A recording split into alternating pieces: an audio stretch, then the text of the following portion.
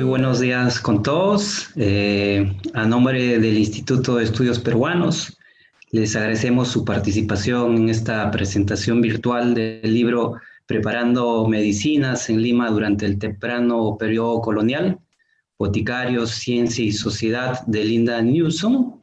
La autora obtuvo su doctorado en Geografía en 1971 en la University College London.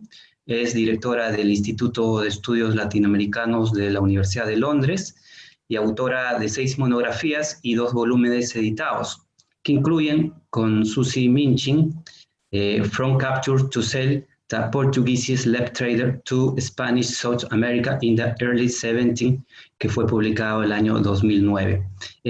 La dinámica de la presentación será la siguiente. Primero tendremos a Linda Newson, la autora del libro, por 15 minutos, y a continuación presentaremos a nuestras comentaristas que generosamente nos acompañan esta mañana. Entonces, demos inicio a la presentación. Linda, por favor, te cedemos las palabras. Muchas gracias, Marcos, para la presentación. Lamento que no podía estar en Lima ahora. Tenía la intención de venir en abril. Compré mi boleto de avión, pero desafortunadamente el COVID-19 intervino. En primer lugar, me gustaría decir lo contento que estoy de que mi libro Making Medicines in Early Colonial Lima ha sido publicado en español. Y como tal, me gustaría agradecer a Ludwig Huber y al Instituto de Estudios Peruanos por hacer lo posible y por apoyar este lanzamiento hoy. También gustaría agradecer a Gabriela Ramos y Margarita Suárez por aceptar la invitación para comentar sobre el libro. Finalmente, me gustaría dar gracias a mi traductor, Javier Flores, por su excelente traducción y por las animadas y interesantes discusiones que tuvimos en el camino. Lamento que mi español no sea tan bueno como debería ser, pero lo aprendí por leyendo documentos más del siglo XVI. Pero espero que puedan entenderme, que encuentro interesante el estudio y que creen que contribuye al conocimiento de la rica historia de Lima. Esta monografía tuvo su origen en un libro anterior que Marcos dice, que se publicó con Susie Minchin, titulado From Capture to Sale, Portuguese Slave Trade to Spanish South America in the Early 17th Century. Allí examinamos las medicinas y las prácticas médicas involucradas en los tratamientos dados a los esclavos africanos, tanto durante su traslado de Senegambia, hoy que es parte de la costa de Alta Guinea, al Perú, así cuando estaban en Lima. Aparte de dicho estudio previo, especulé que la conjunción de condiciones políticas, culturales y medioambientales en Perú favoreció una temprana experimentación con la materia médica nativa, tanto botánico como mineral. Partí de la propuesta que la contrarreforma animaba a médicos más progresistas, se puede decir, a emigrar de España a América para escapar el escrutinio de la Inquisición y practicar con mayor libertad. Pensé que allí en Perú podrían desarrollar métodos más experimentales, también alentado por el encuentro con nuevos medios ambientales y nuevas tradiciones curativas. Postulé así que allí la práctica médica podría haber sido más progresista que en la España de ese entonces. Como revela este libro, muchas de estas ideas originales resultaron tener un apoyo limitado, al menos durante el periodo que estudié. Sin embargo, la investigación produjo varias conclusiones interesantes que cuestionan algunas interpretaciones interpretaciones del carácter de la práctica médica en la edad moderna temprana. Al mismo tiempo, reveló algunos aspectos poco explorados de la historia social en Lima de ese momento.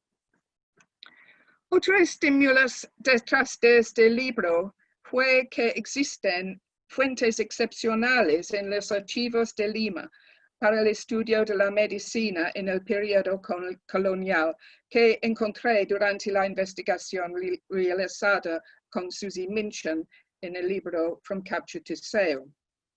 Destaca especialmente el archivo de la Sociedad de Beneficencia Pública, que conserva los registros de los hospitales y cofradías que se iniciaron a mediados del siglo XVI. Las fuentes de este tipo son bastante raras en Europa y más aún en Hispanoamérica. Estoy muy contento de que Gabriel Ramón y Kelly Montoya hayan recibido una subvención del Endangered Archives Program of the British Library para digitalizar una gran proporción de esta colección tan rica. Pasando a este estudio, para este estudio consulté documentos relacionados con el comercio de medicamentos de España, también inventarios y compras para farmacias, incluso para hospitales, testamentos de boticarios y casos legales que los boticarios perseguían para el pago de medicamentos que habían dispensado. El libro describe cómo los boticarios fueron entrenados, administraron sus negocios, comercializaron medicamentos, preparan drogas y encontraron su lugar en la sociedad. ¿Por qué los boticarios? Los boticarios fueron personas importantes en el desarrollo de la medicina. En el Renacimiento tarde, lo que dominaba era la medicina humoral. En ese entonces se creía que las enfermedades se debían a un desequilibrio en los humores, lo que podía revertirse mediante la dieta, el sangrado y la aplicación de medicinas que actuaban como pujantes o eméticos. La medicina humoral tenía como base una filosofía natural que fue elaborado mediante el estudio de los textos clásicos. Sin embargo, a ese tiempo estaban surgiendo nuevos enfoques en la práctica médica asociados a los nombres de los químicos como Paracelsus y von Helmont, entre otros. Ellos argumentaron que la enfermedad fue causada por algún factor externo que pudo identificarse y que se podría tratarse mediante la observación y experimentación.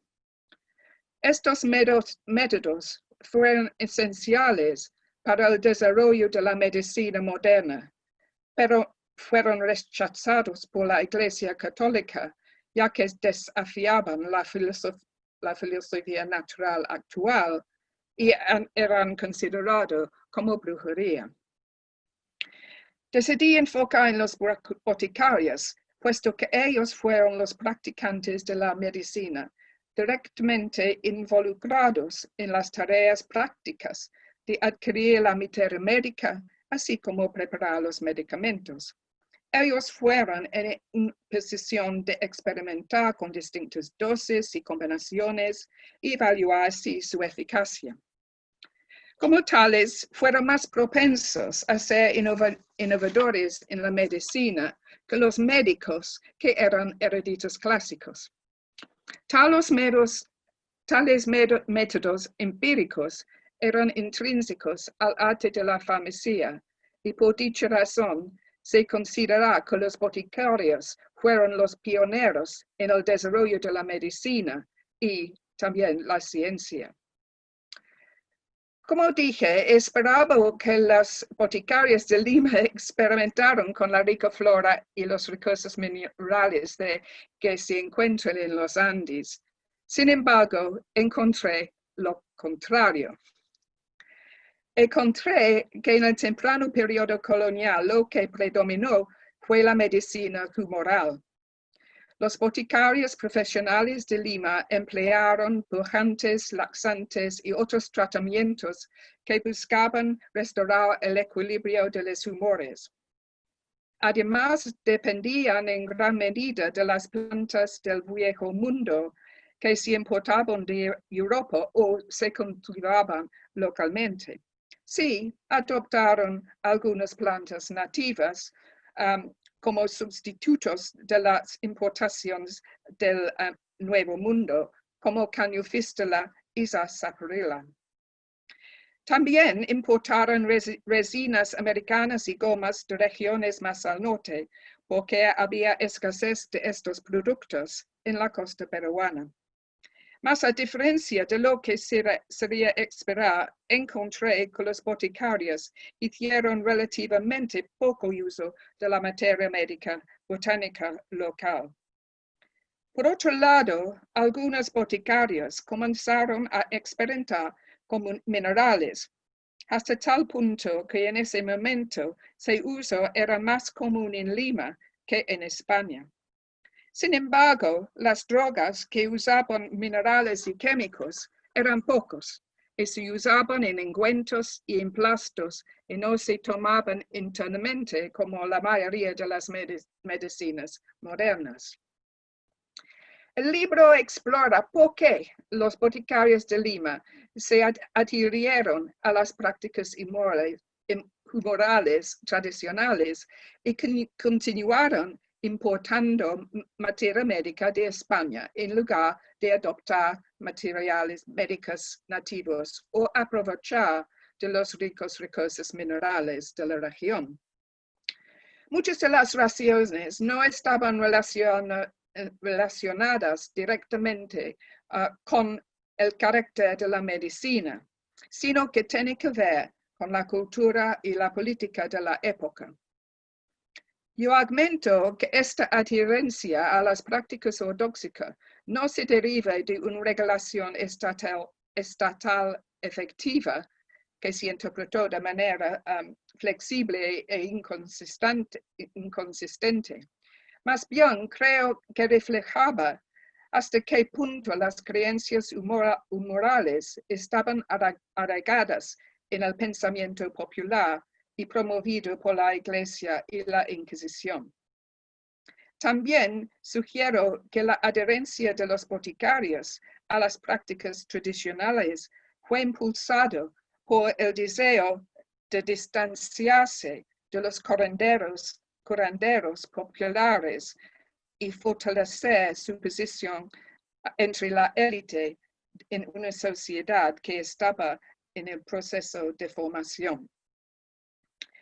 En 1985, Roy Porter desarrolló el concepto de mercado médico para describir la práctica médica en Europa moderna temprana.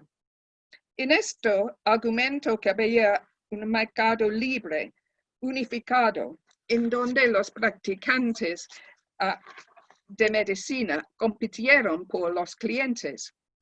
Sí, en Lima había una gran variedad de profesionales que ofrecen tratamientos médicos, que van desde médicos con licencia, médicos sin licencia, curanderos populares, herbolarios y otros.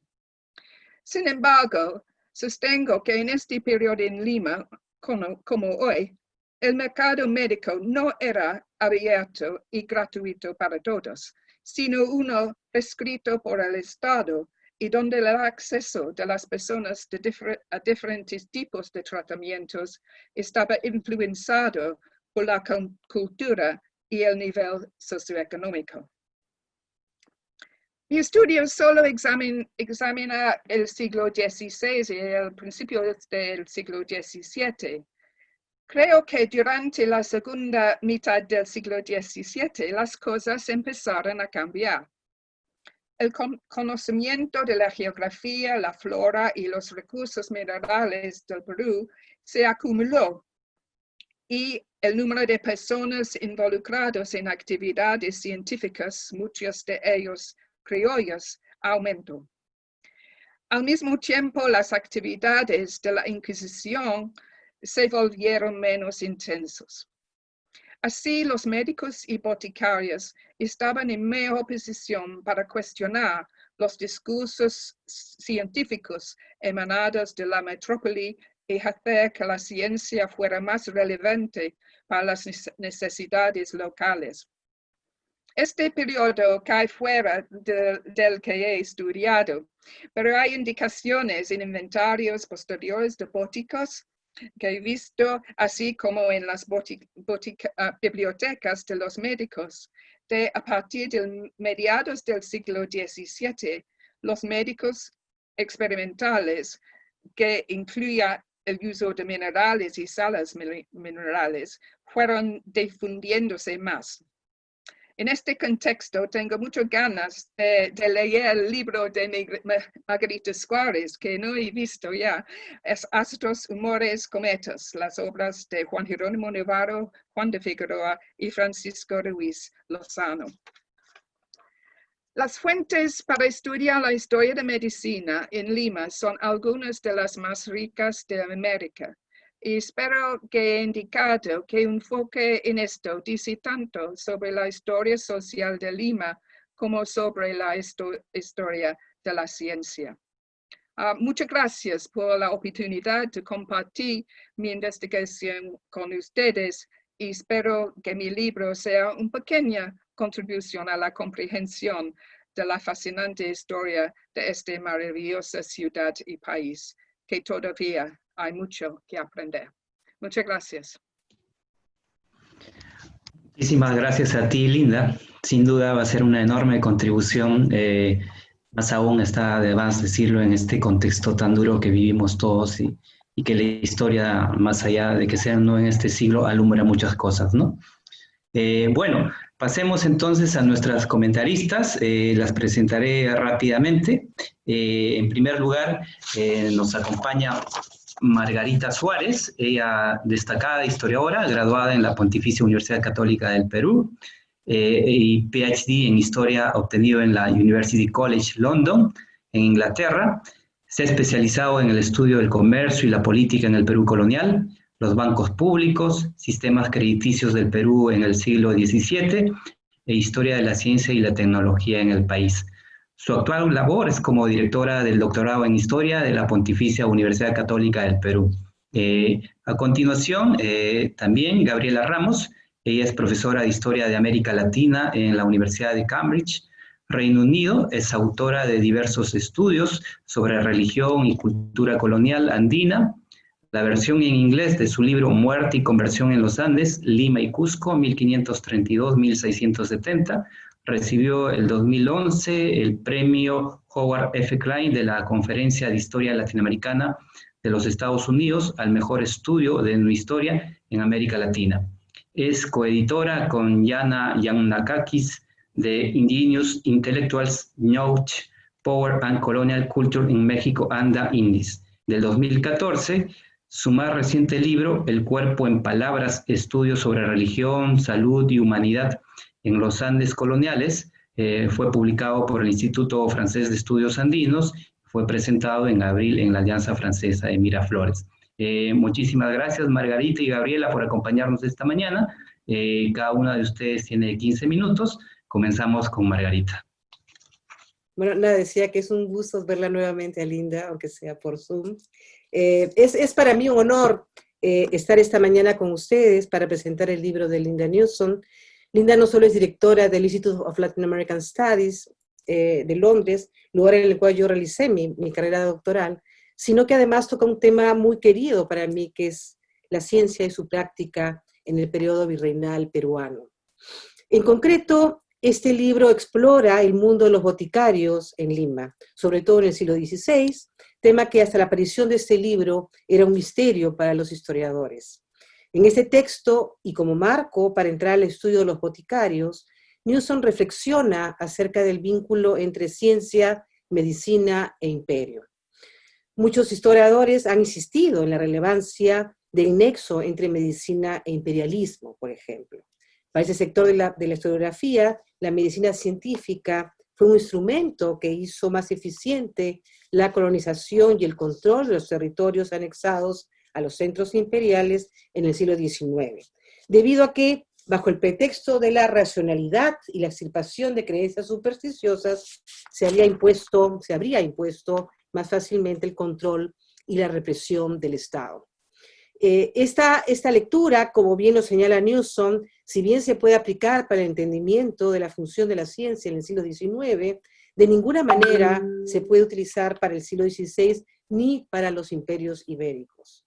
Trasladarnos al siglo XVI implica repensar, mirar nuevamente las particularidades de la conformación de los espacios ibéricos y la construcción de nuevos conocimientos. Tal vez una de las características más importantes de los mundos ibéricos fue la creación de instituciones formales a escala imperial: virreinatos, audiencias, corregimientos, escribanías, escuelas de pilotos, cosmógrafos, protomedicatos, etc. Este proceso es bien conocido y, como dice Bartolomé Jung, si por algo puede sorprender es por la velocidad de su implantación. Es así que para mediados del siglo XVI, lo que habría de ser la tipología institucional y la malla administrativa, que con reajustes habría de regir los imperios ibéricos durante siglos, estaba ya establecida en sus rasgos más básicos. Y a tal punto que un castellano podía recorrer los diferentes territorios del Imperio Español y reconocer el funcionamiento de estas instituciones en cualquiera de sus latitudes. Además, también sabemos que esas instituciones oficiales, digamos, no funcionaban aisladas de lo que podríamos denominar instituciones informales, como por ejemplo el parentesco, la clientela, la amistad, la comunidad de origen o de raza, el compadrazgo, etc. Es más, las instituciones formales estaban atravesadas por estas redes sociales que definían las políticas y hasta los veredictos judiciales de acuerdo a las reglas no escritas o personal rules de estos grupos. De manera que las instituciones estaban inmersas dentro de las mallas de los grupos de poder peninsular, criollo o eclesiástico, o de todas aquellas mallas formadas por los que podían participar activamente de la vida urbana. Y exactamente lo mismo sucedía con la ciencia o con sus instituciones. La circulación de saberes, así como la construcción de conocimientos científicos, estaban estrechamente vinculados a diversas redes que se formaron en el periodo virreinal. Las redes formadas por los jesuitas son un buen ejemplo de ello, pues permitían que un jesuita radicado en Chile pudiese cartearse con otro que residía en el Vaticano, vínculo que sería muy difícil establecer fuera de esa comunidad de las letras formada por esta particular orden religiosa. Por otro lado, las redes cortesanas vinculaban no solo a los séquitos americanos con la península, sino también a los astrólogos de las cortes entre sí, que manejaban un paradigma similar para entender el influjo de los astros sobre los gobernantes y los reinos. Así, los discursos científicos no se limitaron a ser simples teorías para el entendimiento de la realidad circundante. Por el contrario, los cuerpos científicos estuvieron estrechamente vinculados a las múltiples esferas del poder y en el caso peruano fueron uno de los vehículos a través de los cuales se articuló y consolidó la élite de poder virreinal. Y me refiero en este caso específico a la famosa astrología criolla que estuvo en boga hasta mediados del siglo XVII. Lo dicho no significa que no existieran focos de discusión científica pura o aplicada en el imperio. Hubo una genuina vocación científica entre algunos funcionarios de la monarquía que se dedicaron a recoger información durante el gobierno de Felipe II, o entre aquellos cosmógrafos que estudiaron el cielo para elaborar cartas náuticas y mapas con el fin de mantener el imperio a buen recaudo. Como dice Mortondo, surgió una serie de científicos pragmáticos en el imperio en el siglo XVI, ¿no? Asimismo, la creación de universidades en México y Lima a mediados del siglo XVI, la multiplicación de colegios jesuitas y la presencia de cosmógrafos permitieron establecer focos de difusión del legado de los clásicos de la antigüedad y de los conocimientos de Europa renacentista y moderna. Igualmente, la creación de imprentas en América y la circulación de libros reforzó este proceso de difusión a pesar de la distancia y no obstante la censura inquisitorial. De hecho, la revisión de obras escritas en el siglo XVII que escapan al arco temporal del libro de Linda, como por ejemplo la del cosmógrafo Ruiz Lozano, muestran que los científicos peruanos estaban muy al tanto de las últimas discusiones relativas a la revolución científica, y además esta obra también muestra que la censura inquisitorial en este caso era nula, no solo porque el censor era alumno del cosmógrafo, sino porque al parecer el inquisidor no quería enfrentarse al astrólogo de la corte y además no entendía nada lo que estaba hablando el cosmógrafo. Por último, algunos incorporaron una serie de conocimientos y representaciones indígenas en su tentativa de elaborar una teoría general e incluso lograron insertarlos en el corpus de saberes occidentales y hacerlos circular mundialmente. Es el caso, por ejemplo, de Álvaro Alonso Barba, cura español, residente en Potosí y autor del Arte de los Metales, publicado en 1640, que fue el manual de mineralogía y metalurgia más importante del periodo. El caso es particularmente interesante, pues Barba agregó estos conocimientos nativos a un bagaje occidental de conocimientos metalúrgicos que era ya de por sí mixto y aglutinaba saberes antiguos, alquimia griega, latina y tradición árabe y cristiana medievales. Así, incluso hay historiadores de la ciencia que hablan de una americanización de la ciencia europea. Bueno, ¿qué pasó con la medicina, los medicamentos y los boticarios? Bueno, gracias al libro de Linda Newson sabemos que los boticarios tenían un estatus más alto que los cirujanos, pero más bajo que el de los médicos, que necesitaban una licencia del cabildo para su funcionamiento y que necesariamente debían contar con cierto capital para abrir una botica, pues las medicinas eran importadas y en consecuencia los precios eran elevados. Asimismo, como afirma Linda, apoyándose en Cook y Walker, una de las más grandes ironías de la historia de la medicina es que no se le haya prestado la atención a los medicamentos que se empleaban en la esfera de la práctica médica española. Si bien hay algunos estudios sobre la alquinina, el tabaco, la zarzaparrilla indiana, que eran todos productos indianos, americanos, lo cierto es que poca atención se ha prestado a esta parte tan importante de la curación médica. La investigación de Newson la ha llevado a concluir que si bien hubo algunos intentos experimentales con plantas nativas, los primeros años de la conquista, en realidad los boticarios siguieron con las prácticas humorales tradicionales, importaron o domesticaron plantas europeas y no aprovecharon la diversidad de recursos botánicos o minerales del Nuevo Mundo. Esto podría haber sido distinto, ¿no? Ya que en Lima había mayor diversidad étnica y había presencia de otros grupos raciales en las boticas, las mujeres ejercían el oficio sin discriminación. Bueno, de hecho, habían también varias mujeres españolas o moriscas, curanderas en Lima, eran muy importantes, ¿no? Y tampoco había mucho control en la venta de medicamentos, ¿no? Sin embargo, dice Newson, todo indica que la teoría moral fue dominante y poco cuestionada por los boticarios, probablemente, como dice la misma Linda, porque los boticarios no querían mezclarse o no querían ser acusados de estar cerca de los curanderos, ¿no? A lo que yo añadiría que eso también sucedía en Europa, puesto que los paradigmas médicos recién cambiaron sustancialmente a fines del siglo XVIII en adelante, ¿no? El paracelsicismo del siglo XVI cuestionaba la teoría moral, pero la reemplazaba con una teoría tan falsa como aquella y sin pruebas de su eficacia, ¿no? Ahora, esta llamada teoría moral era una conjunción, ¿no?, de la medicina galénica y la zoología médica en el siglo XVI, ¿no? A los médicos se les enseñaba que el balance de los 4 humores, sangre, bilis amarilla, bilis negra y flema, dependía del sexo, la edad y el clima, ¿no? Era frecuente que el cuerpo produjera un exceso de sangre o plétora, y en tal caso la sangre podía corromperse, causar inflamaciones, tumores, fiebres y diversas dolencias. Entonces, sangrar y purgar constituían la cura de estos males. La purgación del enfermo usualmente era provocada mediante la prescripción de una dieta específica o de cierta dosis de laxantes o drogas eméticas. Linda se ha dado el trabajo de buscar las exportaciones de medicinas de España hacia el Perú en los libros de contratación del Archivo General de India, y he encontrado exportaciones de sen, escamona o ruibarbo, que eran plantas purgantes, ¿no?, y que se importaban en grandes cantidades, ¿no? La flebotomía también se encontraba ampliamente difundida, si bien su aplicación exigía un acucioso conocimiento del zodíaco, de las fases lunares y del horóscopo del paciente.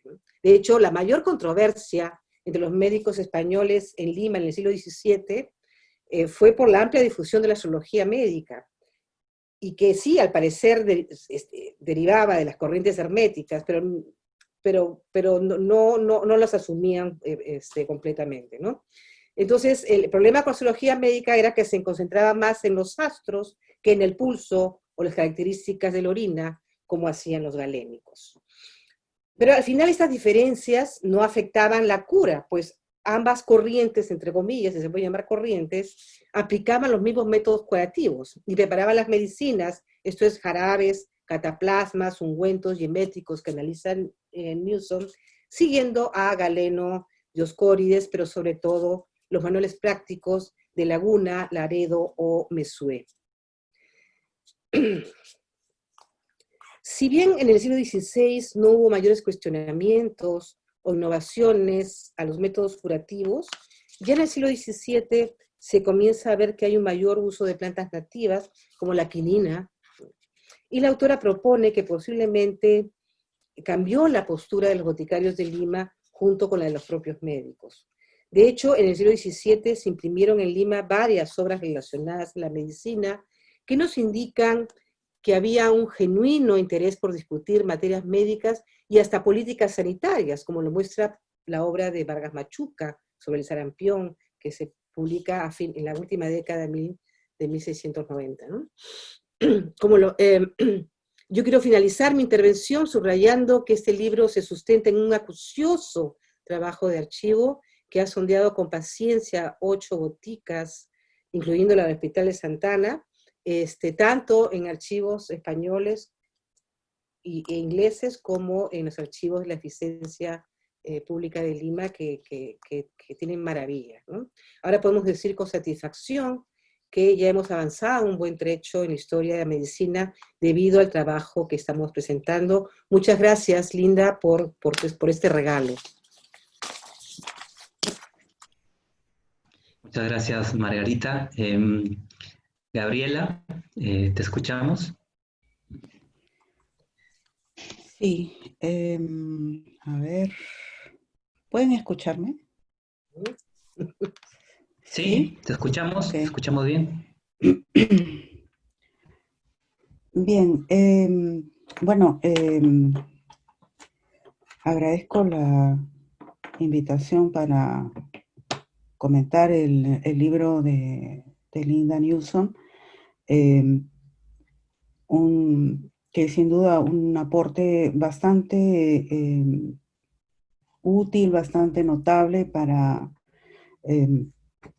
tener una idea más certera sobre un aspecto muy importante de la historia, no solamente intelectual, sino también social, del virreinato peruano.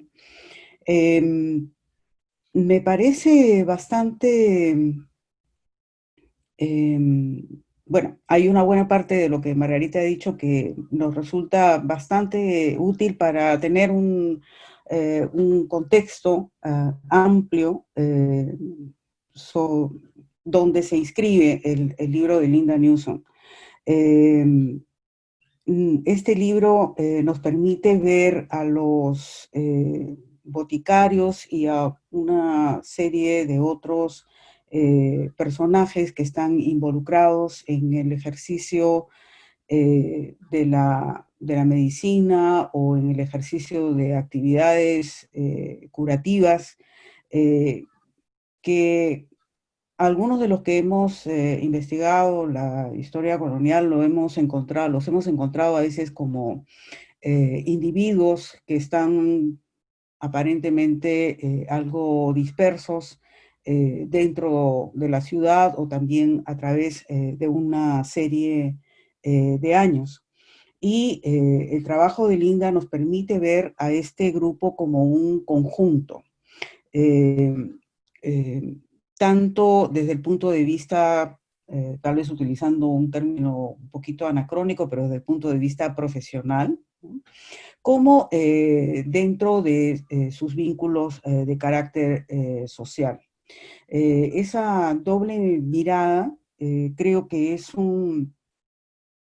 aporta bastante para poder comprender cómo está funcionando este conjunto unido a los servicios que como tales ofrecían al interior de instituciones como los hospitales y también servicios que se ofrecían al conjunto de la sociedad, dado que como el libro lo demuestra bien a través de esta investigación bastante paciente, muchas personas no acudían al hospital, se atendían en sus casas y, sin embargo, definitivamente necesitaban de los servicios de estos profesionales.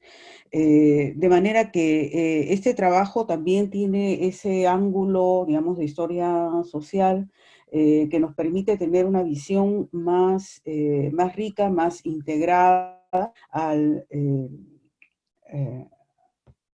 este espacio de Lima colonial durante la época, que creo que nos permite también ver, como si uno pudiera decir, más en carne y hueso a estas personas, ¿no? Es decir, no es como en el caso de otros estudios, donde solamente hay una fijación en las preocupaciones de carácter, digamos, intelectual que estas personas podrían haber tenido, sino que esto está estrechamente vinculado con el lugar que ocupan en la sociedad, con las expectativas que tienen, con sus intercambios con otros personajes y grupos que tienen una posición importante.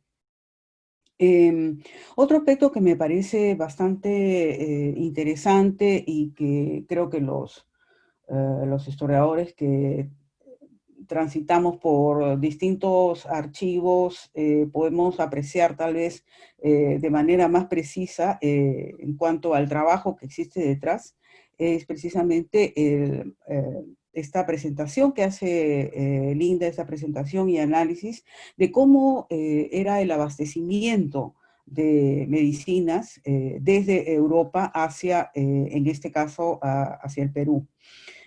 Hace unos años asistí a un seminario donde se discutían estas prácticas médicas en el mundo colonial americano, un seminario en Belfast, donde Linda precisamente presentó parte de esta investigación y yo recuerdo la sensación de sorpresa de ver estos cuadros que ahora están publicados en el apéndice del libro, donde aparecen estas relaciones de medicinas que se guardan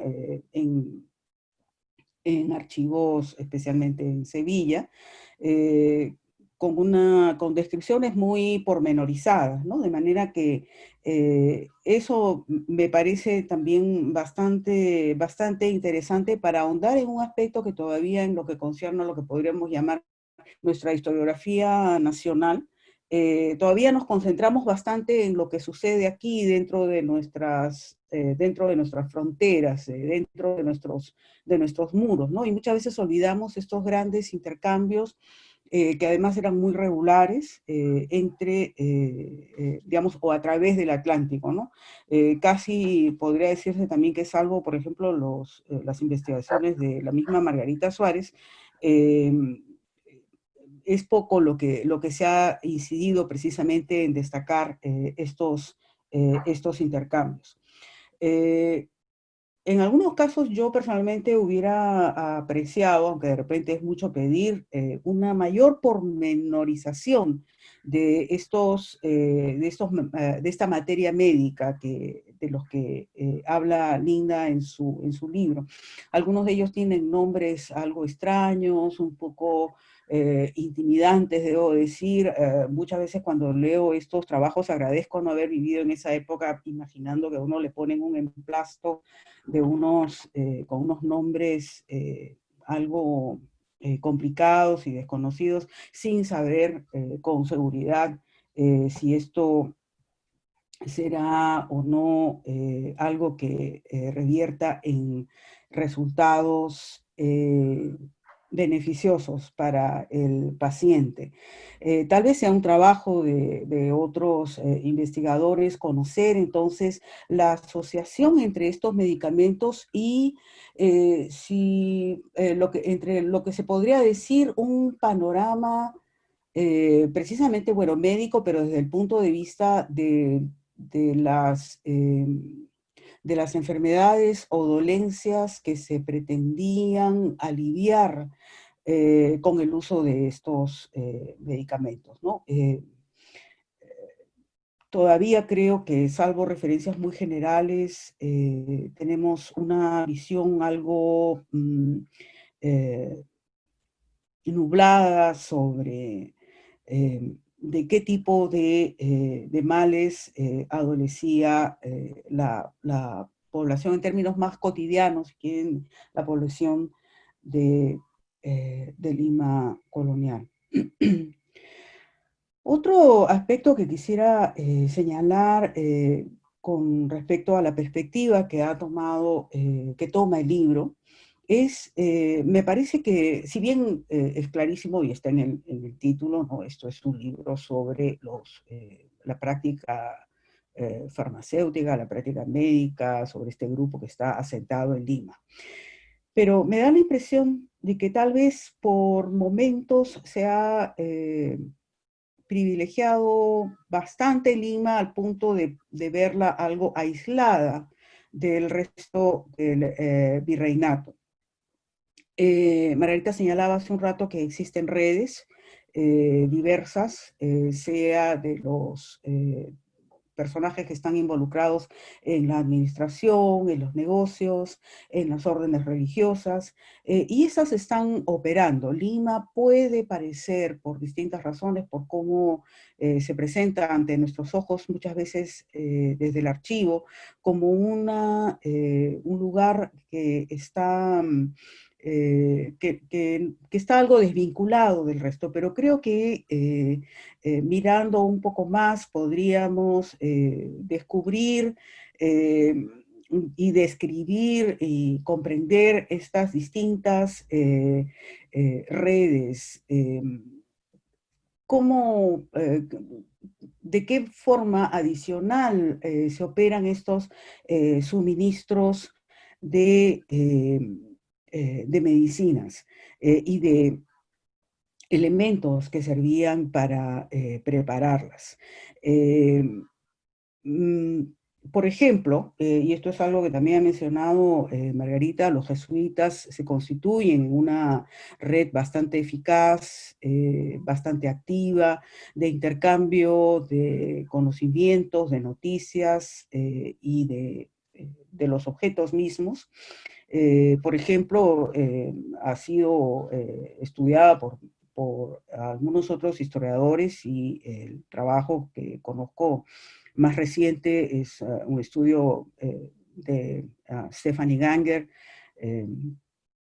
que hizo su doctorado en la Universidad de Cambridge, donde precisamente analizaba estos intercambios entre la orden jesuita para canalizar conocimientos en materia médica dentro del Perú y especialmente hacia Europa. Cómo llegan algunos de estos minerales que son, por ejemplo, nombrados por Bernabé Cobo en su Historia del Nuevo Mundo. Hay referencias que todavía nos falta conocer con más precisión cómo llegan a noticia de estas personas que escriben, a veces de manera breve tal vez, pero que de todas maneras el hecho de que haya las menciones en los libros nos podría indicar que hay un intercambio bastante más dinámico de lo que podría parecer.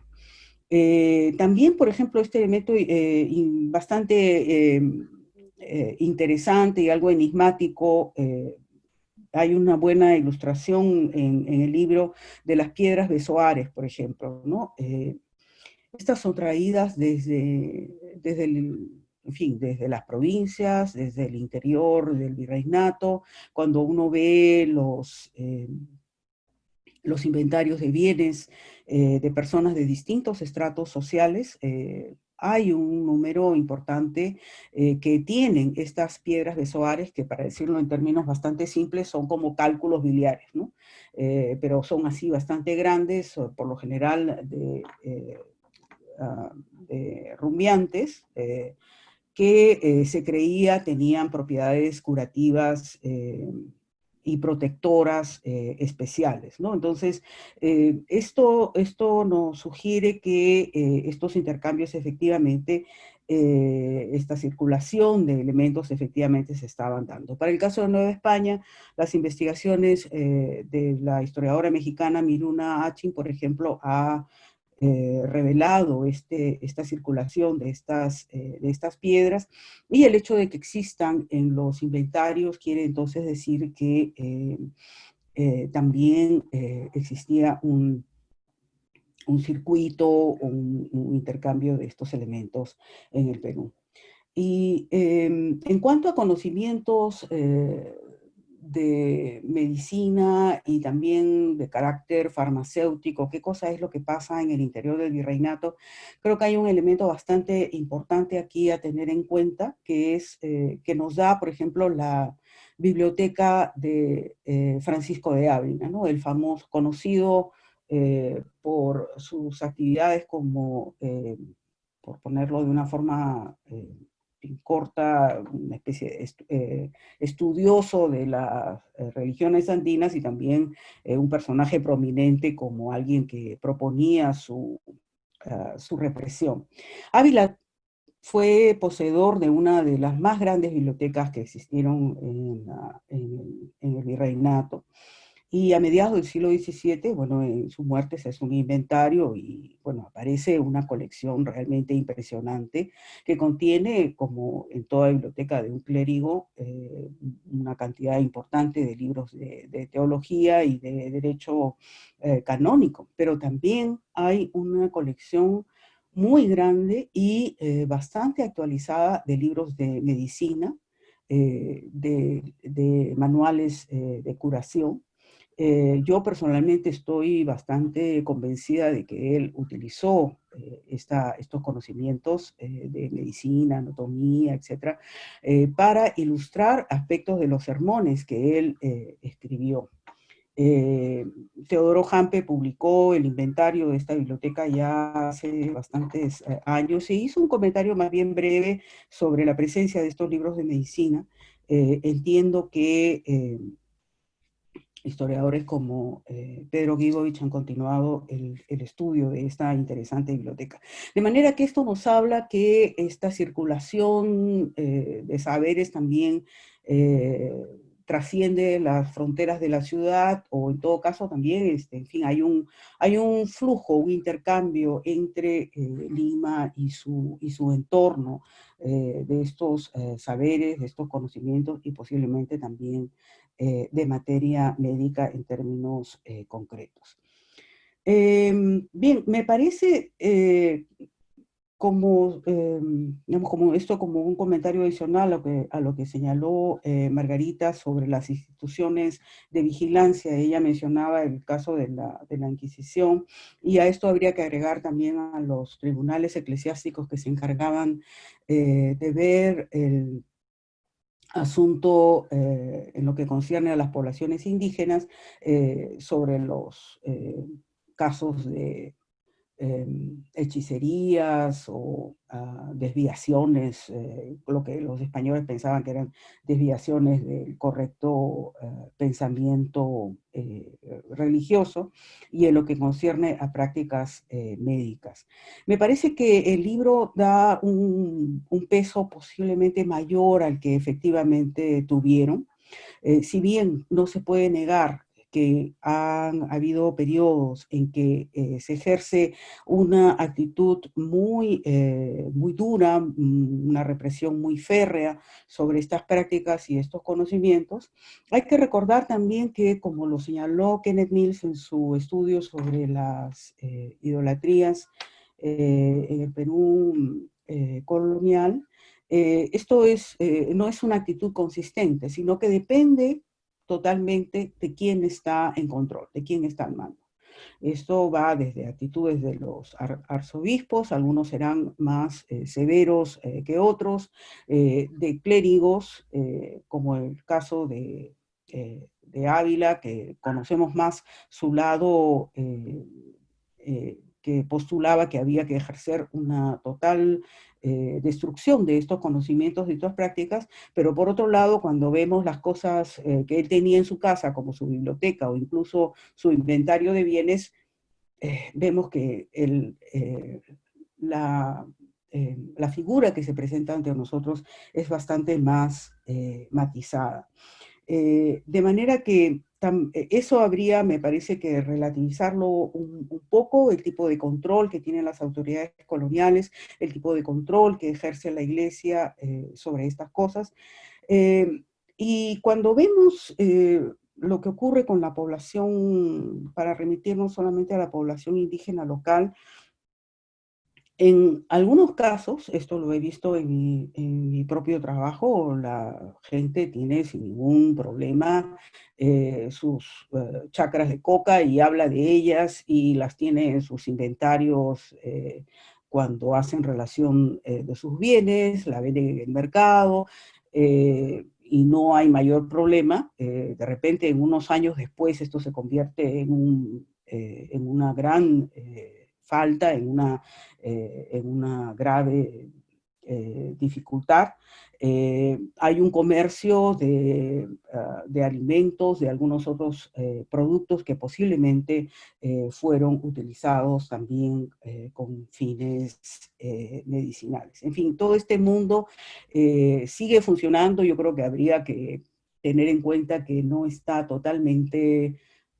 si bien puede estar controlado, pero no está totalmente aplastado por estas instituciones que tienen tanta gravitación en la sociedad colonial.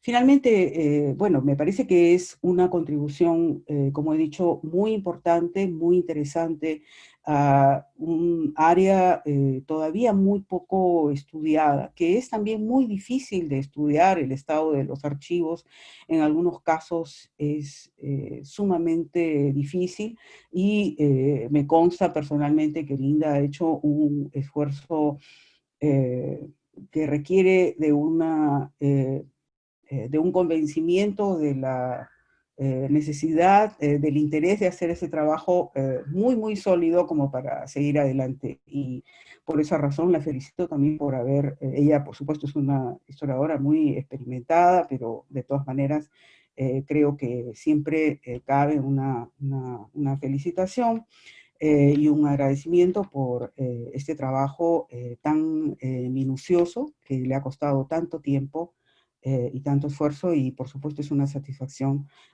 verlo completado y tener la oportunidad de comentarlo hoy día. Gracias. Muchísimas gracias a Gabriela Ramos, igualmente a Margarita Suárez por sus comentarios en esta mañana. Desde luego a Linda Newsom, la autora del libro, por esta presentación virtual de Preparando Medicinas en Lima durante el temprano periodo colonial, Boticarios, Ciencia y Sociedad. Yo diría una muestra de cómo desde la historia podemos ver cómo se mantienen estas complejas relaciones entre los productores de medicina, sus conocimientos, pero también la demanda de la sociedad, ¿no? Y para volver al presente, y cómo eso se ha desnudado en este contexto tan duro, ¿no? Frente al miedo, la desesperación de la población por encontrar algún tipo de remedio a este mal tan duro. Les agradecemos muchísimo su participación a las tres, asimismo al público que nos acompaña. Pueden encontrar este video en nuestras redes del Instituto de Estudios Peruanos, y también a quienes deseen adquirir este libro y otros libros que produce nuestro fondo editorial, pueden hallarlos en nuestra reciente plataforma del fondo editorial del Instituto de Estudios Peruanos, que también está ya en redes. Con eso terminamos esta sesión. Muchísimas gracias a todos y nos vemos en una próxima presentación del IEP.